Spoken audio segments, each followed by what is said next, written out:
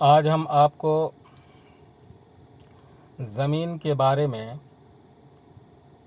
बताएंगे कि ज़मीन किस तरह नापा जाता है और कितना स्क्वायर फीट, कितना डिसमिल होता है और कितना कट्ठा होता है और कितना हेक्टर होता है।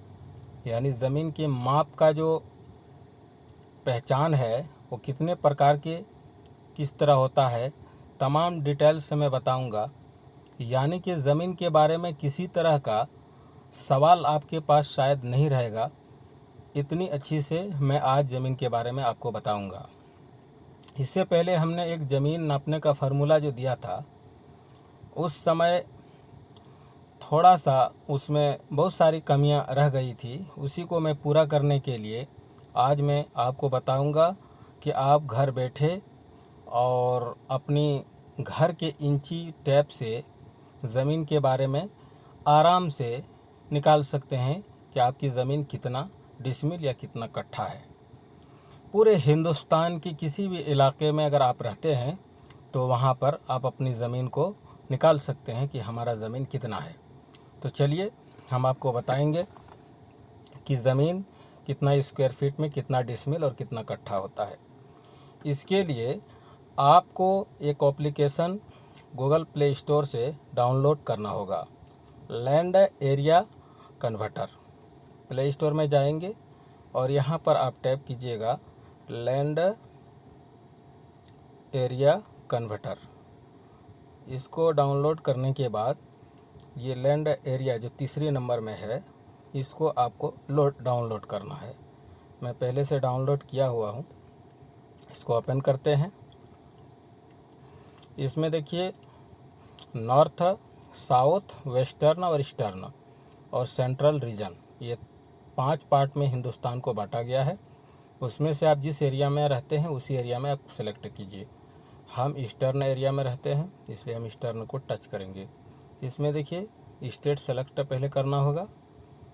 झारखंड में हम रहते हैं, झारखंड को हम सेलेक्ट करते हैं। उसके बाद अब इंग्लिश जानते हैं तो इंग्लिश में देखिए, और नहीं तो हिंदी भी कर सकते हैं। हिंदी कर लीजिए, नेक्स्ट में जाइए। उसके बाद ये फर्स्ट वाला मेनू में जाना है। जाने के बाद आपके पास टैप इंची है, उस टैप इंची से ज़मीन को पहले नापिए और नापने के बाद वो कितना डिसमिल और कितना कट्ठा, कितना बीघा और कितना एकड़ और कितना हेक्टेयर होता है ये जान सकते हैं। इसके लिए अगर आप स्क्वायर फीट में मापते हैं तो आपको वर्ग फुट में जाना होगा। वर्ग फुट में जाने के बाद आपका ज़मीन मान लीजिए 2000 स्क्वायर फीट होता है। तो 2000 स्क्वायर फीट में आप देख सकते हैं कि डिसमिल 4.5 यानी कि 4.5 डिसमिल ज़मीन आपका है। और कट्ठा में देखिएगा तो 2.7 करीब 3.25 कट्ठा ज़मीन होता है। अगर मान लीजिए ये है एकड़ में, आप देखिएगा तो कितना एकड़, मान लीजिए इकाई, दहाई, सैकड़ा, हज़ार, 10,000 यानी कि 20,000 स्क्वायर फीट में आपका 4.5 एकड़ ज़मीन होता है। अगर 1 डिसमिल ज़मीन आप निकालेंगे तो मान लीजिए 435 मतलब 1 डिसमिल कुछ कम 1 डिसमिल ज़मीन होता है। इसी तरीके से आप तमाम चीज़ को बड़ी आसानी से समझ सकते हैं। अगर आप ज़मीन का त्रिकोण या 5 कोण या थोड़ा पतला थोड़ा चौड़ा है, उस ज़मीन को अगर आप नापेंगे तो मान लीजिए क्षेत्रफल देखिए स्क्वायर में इसे नापेंगे, ये दूसरा ऑप्शन में, तीसरा ऑप्शन में जाएंगे। और लंबाई जैसे मान लीजिए आपका 20 फीट होता है और चौड़ाई मान लीजिए 30 फीट होता है। तो ये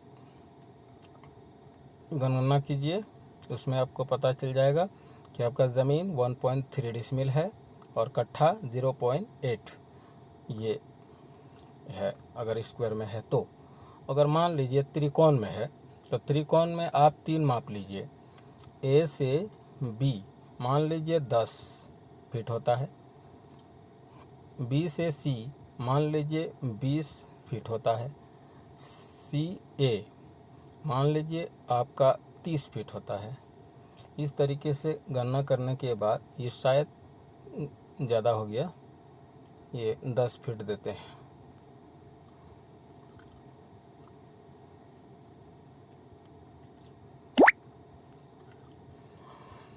इस तरीके से आप त्रिकोण को भी देख सकते हैं कि 0.1 डिसमिल ज़मीन है। और अगर मान लीजिए विभिन्न आकारों की भूमि की गणना करना चाहते हैं तो आप इसमें देखिए 1 2 3 4 5 स्टेप है। 5 स्टेप में भी ज़मीन को आप आसानी से नाप सकते हैं।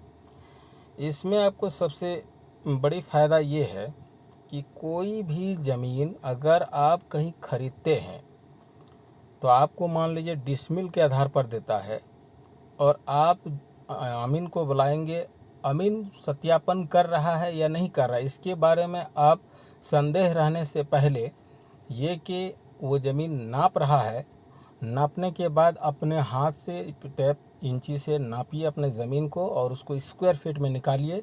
और स्क्वायर फीट निकालने के बाद आपको आराम से ज़मीन का हिसाब निकल जाएगा और देख सकते हैं कि आपकी ज़मीन ज़्यादा है या कम है। इससे आप बिना अमीन के घर बैठे ज़मीन के बारे में जान सकते हैं। अगर इसमें किसी तरह का आपका कोई सवाल रह जाता है तो हमारे कमेंट बॉक्स में जा कर के कमेंट कर सकते हैं, हम ज़रूर आपका जवाब देंगे। और दूसरा नंबर में हमारा चैनल को सब्सक्राइब करें और लाइक करें। धन्यवाद, हमें विदा दीजिए।